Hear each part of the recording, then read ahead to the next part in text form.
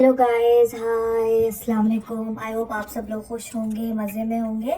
चले, अब जो मेरी ये वीडियो आइल्स सीरीज़ है जिसमें मैंने पहले आपको बताया था आइल्स का स्केजुअल, कि आपने किस तरह से स्केजुअल करना है आइल्स को, अपने उसकी प्रेप को 14 डेज़ में। ये जो मेरी नेक्स्ट वीडियो है इसमें मैं आप लोगों को बताऊंगी आइल्स राइटिंग टास्क 1 के बारे में। ठीक है, अब ये जो है इसमें मैं बात करूंगी बेसिकली आइल्स राइटिंग टास्क 1, और टास्क 1 में भी स्पेसिफिकली जो मैं बात करूंगी वो मैं बात करूंगी एकेडमिक राइटिंग की। टास्क 1 में भी मैं बात करूंगी एकेडमिक राइटिंग की। मैं ज़रा अपने पेन्स वगैरह चीज़ें निकाल लूँगी ताकि मुझे लिखने में करने में आसानी हो और मैं आराम से अच्छी तरह आप लोगों को बता सकूं सब कुछ। आई थिंक इतने पेन बहुत होंगे आज के लिए। सारे पेन मुझे निकालना इतना सही नहीं लगता, बिकॉज मैं क्या अब आप लोगों को सारे अपने पेन ही दिखाती रहूं। अब पढ़ने पे थोड़ा सा फोकस करते हैं। चलें, जो आइल्स एकेडमिक राइटिंग है, let's talk about academic writing IELTS. ठीक है, जो एकेडमिक राइटिंग है इसमें 2 टास्क होते हैं, टास्क 1 एंड टास्क 2।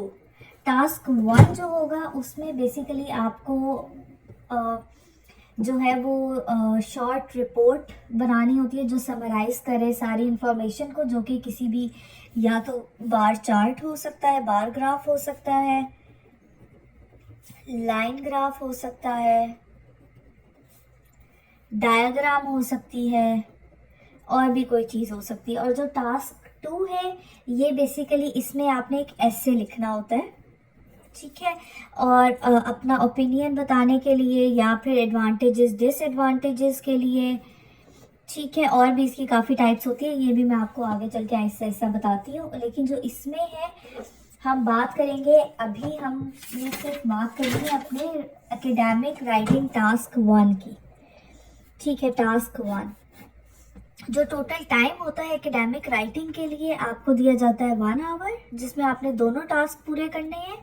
टास्क 1 के लिए आइडियली दे से 20 minutes should be spent on task 1 and 40 minutes should be spent on task 2। ठीक है, लेकिन आइडियली ये होता है कि आप टास्क 1 15 मिनट पे कंप्लीट कर लें ताकि आपके पास जो है वो टास्क 2 के लिए 45 मिनट्स हो। ठीक है, 15 मिनट्स में भी, अब अगर आप 20 मिनट्स का भी टाइम लगाएंगे ना तो दैट इज़ ऑल्सो ओके। अब ये आपने किस तरह से 20 मिनट्स को अचीव करना है और कैसे आपने आगे प्रोग्रेस करना है। अब सबसे पहले हम आ जाते हैं सिर्फ और सिर्फ टास्क 1 पे। अब इससे आगे मैं सिर्फ टास्क 1 की बात करूंगी, task 1 of IELTS academic writing. आप भी साथ साथ अपनी नोटबुक ले लें, पेंसिल पेन उठा लें और साथ लिखें, नोट्स बनाएं मेरे साथ साथ, क्योंकि नोट्स आपको बहुत काम करेंगे पढ़ने में।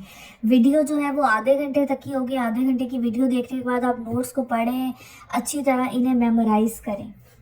ठीक है, जो टास्क 1 है उसके लिए आपके पास 20 मिनट्स का टाइम होगा, प्लस आपको लिखने होते हैं 150 वर्ड्स।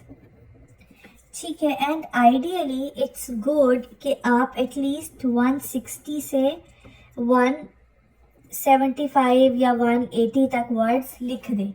ठीक है, ज़रूरी नहीं होता कि आपको अगर 150 वर्ड्स का टारगेट दिया गया तो आप एग्जैक्ट 150 वर्ड्स लिखें। आपने उसे थोड़े से ज़्यादा वर्ड्स लिखने हैं, लेकिन कम वर्ड्स बिल्कुल भी नहीं लिखने, या ज़्यादा वर्ड्स हो या पूरे वर्ड्स हो, कम वर्ड्स किसी भी जगह पे नहीं लिखने। ठीक है, अब जो टास्क 1 की सबसे पहली जो चीज़ होती है, अब आपको जो मार्किंग है वो किस बेसिस पे की जाती है, उसके 4 टारगेट्स पॉइंट्स होते हैं। ठीक है, अब ये भी आप अपने साथ साथ लिखें ताकि आप जब आप रिवाइज करेंगे, आपने 20 मिनट्स का टाइम दिया, आपने अपना पार्ट 1 लिख लिया टास्क 1, उसके बाद जब आप रिवीजन कर रहे होंगे तो आपने ये देखना है कि आपने मार्किंग वाले सारे पॉइंट्स लिखे हैं कि नहीं लिखे। सबसे पहले आता है टास्क अचीवमेंट। ठीक है, second thing is coherence and cohesion. इन सब पे आपको जो है वो आइल्स टेस्ट कर रहा होता है। Third is lexical resource, fourth is grammatical range and accuracy. ठीक है, ये 4 चीज़ें होती है जिन पे आपको आइल्स जो है वो असेस कर रहा होता है। ठीक है, first is task achievement, then it's coherence and cohesion, then it's lexical resource and fourth one is grammatical range and accuracy. ठीक है, अब हम आहिस्ता आहिस्ता आपको एक एक चीज़ के बारे में मैं बताऊंगी। आप लोगों के लिए मैंने अलग से नोट्स भी बनाए हुए हैं, लेकिन स्टिल जो है वो मैं आपको बताऊंगी, मतलब अपने दोबारा से नोट्स बनाती हूँ ताकि आप लोग भी साथ साथ लिखते रहें। ठीक है, जो सबसे पहले जो चीज़ होती है उसमें आपने टास्क डिटरमिन करना है कि ये टास्क है किस बारे में। ये बार चार्ट है, ये पाई चार्ट है, या ये लाइन ग्राफ है। Bar graph, pie chart, line graph, is it a diagram, is it a map, is it some sort of tables. ठीक है, ये 6 टाइप्स होती हैं जो कि मोस्टली आती हैं। पाई चार्ट्स हो गए, bar graph, line graph, maps, diagram. ठीक है, सबसे पहले आपने डिटरमिन करना है टास्क कि आपको क्या दिया गया। आपको बार ग्राफ दिए गए हैं या आपको और क्या चीज़ बताई गई है। सेकंड जो है वो आप देख लें कि टॉपिक क्या है। सेकंड में आपने देखना है कि टॉपिक क्या है, किस चीज़ के बारे में बात हो रही है। उसके बाद थर्ड स्किल आएगी आपकी कि आपने कंपैरिजंस बनाने हैं। Third skill is making comparisons. ठीक है, कंपैरिजंस बनाने का मतलब ये होता है कि आप इसमें देखें कि इंफॉर्मेशन किस चीज़ के बारे में दी गई है। प्लेसेस के बारे में दी गई है, किसी लोगों के बारे में इंफॉर्मेशन दी गई है, किसी एक्टिविटी के बारे में इंफॉर्मेशन दी गई है, या किसी प्रोडक्ट के बारे में इंफॉर्मेशन दी गई है। ठीक है, सबसे पहले आप देख लें या कोई बताया गया ओवर द टाइम पीरियड की बात हुई है। ठीक है, सबसे पहले आप देख लें टॉपिक क्या है आपका, फिर आप देखें आपने कंपैरिजन किन चीज़ों का करना है। उसके बाद फोर्थ आता है कि आप आउटलाइन बनाएं अपनी। जो भी आपको टॉपिक दिया गया है उसकी आउटलाइन। आउटलाइन आप किस तरह बनाते हैं, आउटलाइन में आप टॉपिक को बताएंगे, जो भी आपको टॉपिक दिया गया है वो। आउटलाइन के बेसिक बता रही हूँ आपको। इसमें आपने टॉपिक को बताना है और फिर आपने कंपैरिजन का बता देना है कि इट कंपेयर्स दिस और it compares this with this over the period of this period time. ठीक है, इससे आपकी बन जाएगी आउटलाइन। ठीक है, अब जो आउटलाइन आपने अपने जहन में बना ली, टॉपिक देख लिया, कंपैरिजन देख लिया, आउटलाइन आपने अपने जहन में सोच ली। उसके बाद आपने जो है वो लिखना है intro. What is introduction? Introduction is basically जो आपको स्टेटमेंट गिवन है उसको पैराफ्रेज करके आपने थोड़े से डिफरेंट वर्डिंग यूज करके उसको लिख लिया है। ठीक है, दिस इज इंट्रोडक्शन। इंट्रोडक्शन में एक टॉपिक सेंटेंस होगा जो आपका टॉपिक दिया है, और फिर जो आपने कंपैरिजन आगे कंपेयर करने हैं वो चीज़ें आपने बतानी है। ठीक है, उसके बाद जब आप अब लिखते हैं तो लिखने में आपने टास्क 1 में कितने पैराग्राफ्स बनाने होते हैं? आपने बनाने होते हैं 4 पैराग्राफ्स। ठीक है, first one will be introduction, second one will be an overview. Overview में, इंट्रोडक्शन में आपने जो आपको स्टेटमेंट गिवन है उसको आपने पैराफ्रेज करके बता दिया थोड़ा बेहतर तरह से। इसी तरह अगर ईयर्स का कंपैरिजन गिवन है तो आप इंट्रोडक्शन में ईयर्स मेंशन कर दें, इन ईयर 2010, 2015 एंड 2020। इस तरह थोड़ी सी इन डिटेल में आप उसी लाइन को एक्सप्लेन कर दें। जो ओवरव्यू है उसमें आप एक ओवरऑल ट्रेंड बता दें कि ओवरऑल ट्रेंड क्या है, या इसमें ओवरव्यू में आप ये भी बता सकते हैं कि एक पीक पॉइंट किस चीज़ का है और एक ट्रफ पॉइंट किस चीज़ का है। ठीक है, ओवरव्यू में आप ये चीज़ भी बता सकते हैं। उसके बाद आपके दो आ जाएंगे बॉडी पैराग्राफ्स। बॉडी पैराग्राफ्स जो होंगे इसमें बेसिकली आपने अपने पूरे इसको एक्सप्लेन करना है। आपने जो भी आपको टास्क गिवन है, जो भी ग्राफ गिवन है, उसको आपने 2 पैराग्राफ्स में एक्सप्लेन करना है। उसमें भी अब आप 2 में उसको कैसे डिवाइड करेंगे ये भी मैं आपको बता देती हूँ। ठीक है, आपने लेट्स सपोज आप जब कंपैरिजन बना रहे थे तो आपने 2 चीज़ों का कंपैरिजन करना है। एक जगह आप लेट्स से अगर किसी लोगों का और जगह का बताया हुआ है कि इस जगह पे इतने % लोग इस तरह के हैं और इतने % लोग इस तरह के हैं। ठीक है, तो आपने जो एक पैराग्राफ है उसमें आप दोनों जगह के सिर्फ लोगों का कंपैरिजन करें, दूसरे में आप दोनों जगहों का कंपैरिजन कर लें। ठीक है, जो बॉडी पैराग्राफ्स होते हैं ना, ये बेसिकली आपने इस तरह डिवाइड करने होते हैं। जो आपने कंपैरिजन अपने सोचे हैं कि इसमें इस चीज़ को कंपेयर कर रहे हैं, उसके अकॉर्डिंगली आप बॉडी पैराग्राफ्स अपने बना लेंगे। ठीक है, इसके बाद कंक्लूजन राइटिंग अगर किसी ने लिखनी है तो वो लिख सकता है, अगर नहीं लिखनी तो ना लिखे। ठीक है, conclusion writing is not necessary, ज़रूरी नहीं होती। लेकिन अगर लेट्स सपोज आपने अपने 2 बॉडी पैराग्राफ लिख दिए, इंट्रोडक्शन लिख दिया, ओवरव्यू और इंट्रोडक्शन को आपने मिला के एक पैराग्राफ बना दिया, तो फिर आप नीचे कंक्लूजन लिख सकते हैं। Total ideally I would say 4 paragraphs ही हो, या आप ये वाला मेथड यूज़ कर सकते हैं, या आप यूज़ कर सकते हैं method intro plus overview in 1 paragraph, then 2 body paragraphs. But body paragraph make sure रखें कि 2 ही हों। ठीक है, एंड देन 1 कंक्लूजन पैराग्राफ। ठीक है, इसमें आपने क्या किया, एक पैराग्राफ इंटरव्यू और ओवरव्यू का बना दिया, सेकंड आपने 2 आपने नेक्स्ट बॉडी पैराग्राफ्स बना दिए, और 4th वन आपका बन गया कंक्लूजन पैराग्राफ। ठीक है, ये आपके बेसिकली आपने लाजमी तौर पे यूज़ करने होते हैं इस तरह। ठीक है, अब मैंने आपको आउटलाइन भी बता दी, मैंने आपको ये भी बता दिया कि आपने आउटलाइन में बेसिकली एक इंट्रो आना है, और उसके बाद जो है वो आपने कंपैरिजंस देखने हैं कि आप कंपैरिजंस किन किन चीज़ों का कर सकते हैं। ठीक है, और बॉडी पैराग्राफ्स में आप हर चीज़ का कंपैरिजन, एक में आपने जो एक कंपैरिजन बनाया था कि मैं 2 लोगों में कंपेयर कर रहा हूँ, या एक हाईएस्ट ट्रेंड और एक लोएस्ट ट्रेंड में मैं कंपेयर कर रहा हूँ, कि एक चीज़, एक ग्राफ अप जा रहा है, एक ग्राफ डाउन जा रहा है। हमेशा जो भी आपको ग्राफ गिवन होगा ना, उसमें 2 कंपैरिजन लाजमी बनते होंगे। ये कंपैरिजन आपको ढूंढने हैं, आप जितनी ज़्यादा प्रैक्टिस करेंगे उतना ज़्यादा आप ये कंपैरिजन जो है वो ढूंढ सकते हैं। ठीक है, अब आपने इंट्रोडक्शन रख लिया, और आपको ये सारी मैंने बता दिया चीज़ें। अब मैं थोड़ा सा जो है ना, अब आप एक काम करें, आप जो है ना मेरे और भी वीडियोस हैं जिन पे मैंने टेम्पलेट्स आपको दिए हुए हैं फॉर बार ग्राफ।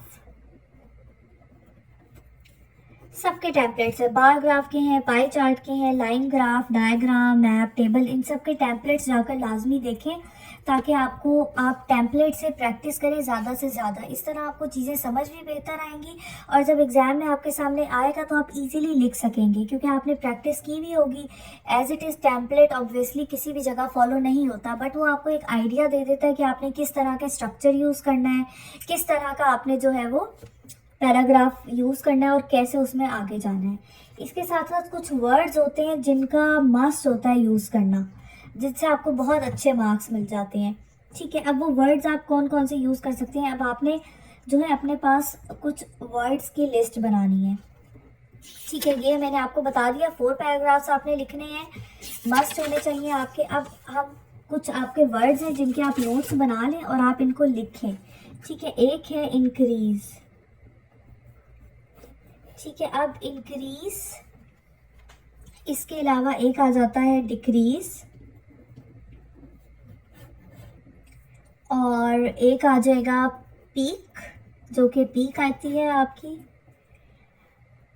और इसके अलावा खैर आगे जाऊंगी तो फिर मैं आपको बताती हूँ। एक अदर्स कुछ वर्ड होते हैं, इसके अलावा आते हैं फ्लक्चुएशंस आती हैं, फ्लक्चुएशंस, इन सब के मैं आपको बेसिकली अदर वर्ड्स बताऊंगी, सिनोनिम्स बताऊंगी कि आप किसको किस तरह यूज़ कर सकते हैं। इसी तरह एक स्टेबिलिटी के भी आते हैं, कुछ जनरलाइजिंग वर्ड्स भी होते हैं, वो भी फिर मैं आपको बताती हूँ। ठीक है, अब सबसे पहले हम बात कर लेते हैं इंक्रीज की। जहाँ भी आपका अब लाइन ग्राफ हो, अब इसके लिए ज़रूरी नहीं कि बार ग्राफ हो, लाइन ग्राफ हो सकता है, बार ग्राफ हो सकता है। ठीक है, इसके अलावा कौन सा हो सकता है इसमें से? लाइन ग्राफ है, बार ग्राफ है या टेबल है। ठीक है, इनमें से अगर कहीं भी इंक्रीजिंग कोई ट्रेंड है तो आप एक सेंटेंस में आपने यूज़ कर लिया कि दिस इज़ इंक्रीजिंग। अब इसके सिनोनिम्स में आप क्या यूज़ कर सकते हैं? आप यूज़ कर सकते हैं राइज, आप यूज़ कर सकते हैं growth, it has shown growth over this period of time. इसके अलावा आप यूज़ कर सकते हैं शार्प राइज, और आप यूज़ कर सकते हैं रोज शार्पली। अब ये आपने किस तरह यूज़ करना है? आपने एक सेंटेंस में अगर आपने यूज़ किया है it has shown a rise in this, दूसरे सेंटेंस में आप यूज़ कर सकते हैं and the other thing has showed a sharp rise. इसी तरह आप अगले सेंटेंस में यूज़ कर सकते हैं रैपिड ग्रोथ। मतलब आपने हर जगह हर सेंटेंस में इंक्रीज इंक्रीज इंक्रीज इंक्रीज नहीं लिखना। आपने एक सेंटेंस में इंक्रीज लिख दिया है तो नेक्स्ट सेंटेंस में आप उसका कोई और सिनोनिम लिखें। ठीक है, एक सेंटेंस में आपने शार्प राइज लिख दिया है तो आप नेक्स्ट में रैपिड ग्रोथ लिखें। ठीक है, इस तरह की चीज़ें। एक में आपने अगर लिख दिया है कि it has showed a steady increase, तो आप दूसरे में आप लिख सकते हैं कि इट सर्ज स्टेडीली। ठीक है, इसी तरह वर्ड आ जाता है इंक्रीज्ड स्लाइटली, और you can also right slight increase.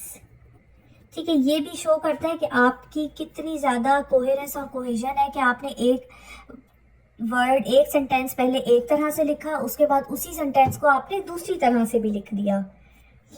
ठीक है, इसके बाद आ जाता है इंक्रीज्ड सिग्निफिकेंटली। ये आपको और कहीं भी नहीं मिलेगा कि सारी चीज़ें अलग अलग बताई हुई हों किसी भी एक जगह में। ये मैंने डिफरेंट रिसोर्सेज से जमा करके अपना खुद कुछ सोच के इन सब चीज़ों को जो है वो मैंने लिखा है। इट डबल्ड या इट ट्रिपल्ड। ठीक है, और you can also write it went up noticeably, और इट रोज सिग्निफिकेंटली। ठीक है, अब ये डिफरेंट वर्ड्स हैं जो कि आप इंक्रीज के सिनोनिम्स में आप यूज़ कर सकते हैं। ज़रूरी नहीं है कि आप हर जगह जहाँ पे इंक्रीज आया है आप वहाँ पे इंक्रीज ही लिखें, आप उसमें और भी वर्ड्स लिख सकते हैं। ठीक है, लिख सकते नहीं है बल्कि आपने लिखना है लाजमी, और भी वर्ड्स आपने लिखने हैं उसमें लाजमी तौर पे। ठीक है, अब मैं आपको बता दूँ डिक्रीज के क्या क्या वर्ड आ सकते हैं। डिक्लाइन और इट ड्रॉप। नज़र आ रही है आप लोगों को? ग्रीन कलर आई थिंक ये बहुत लाइट हो गया है, लेट्स चूज अनदर कलर। ये वाला कलर सही है। ठीक है, या आप लिख सकते हैं शार्पली ड्रॉप्ड, और you can right a significant drop. इसके अलावा आप इसमें लिख सकते हैं इट ड्रॉप्ड सिग्निफिकेंटली,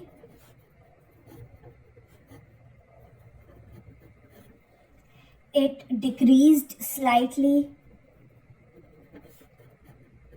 बोर नहीं होना आपने मेरी इस वीडियो से, लाजमी ये सारे वर्ड साथ साथ आप लिखते रहें, नोट्स बनाते रहें। मैंने ऑलरेडी ये लिखा हुआ है, मैं चाहूँ तो मैं आपको लिखा लिखा भी दिखा सकती हूँ, लेकिन मैं नोट्स इसलिए बना रही हूँ ताकि साथ साथ आप भी बनाते रहें और आपको टाइम पता चल जाए कि कितने टाइम में कितना बन सकते हैं हमारे। इट डिक्लाइंड सिग्निफिकेंटली, या आप लिख सकते हैं इट डिक्लाइंड स्लाइटली और स्लाइटली डिक्लाइंड।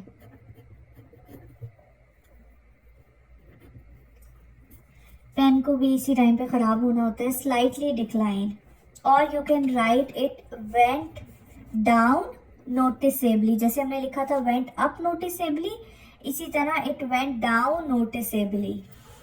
ठीक है, इसके अलावा आप जो है वो कुछ पीक वाले वर्ड्स आ जाते हैं। पीक है या फिर ट्रफ है या फिर देयर इज़ अ प्लेटू। ठीक है, ये इन सब के वर्ड्स हैं। प्लेटू क्या होता है? जो एक स्ट्रेट लाइन आ जाती है, दैट इज़ अ प्लेटू। ठीक है, आप इसको किस तरह बता सकते हैं? आप बता सकते हैं इट पीक्ड। ठीक है, या फिर आप इसको लिख सकते हैं इट, ये पेन तो नहीं चल रहा भाई, इस पेन को रख देते हैं अपने, आई थिंक बॉल पॉइंट से ही लिखते हैं। या फिर आप लिख सकते हैं it reached a peak. Same, you can write it reached a trough. You can also use sentence that there have been peaks and troughs. You can write it fluctuated or it plateaued. Plateau, PLA, it plateaued.